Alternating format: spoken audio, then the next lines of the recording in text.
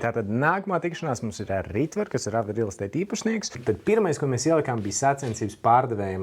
Mēs izdomājām, ka vajadzētu uztaisīt jaunu konkursu 45 dienu garumā, kur mēs reāli skatīsimies, cik daudz objektu, jeb cik daudz sadarbības līgumu bija noslēgta, un kur mēs skatīsimies, kāda ir kapitalizācija, jeb visu objektu kopējā summa.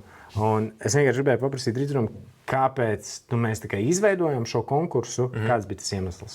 Īstenībā konkursī mums jau ir diezgan daudz bijuši averā.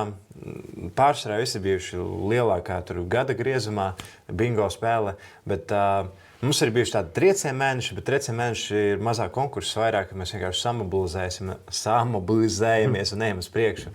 Bet konkurss 45 dienas, jo pirmkārt var redzēt, ļoti tuvu, ka ir gals tam konkursam. Nav tā, ka ir kaut kas neizsniedzams.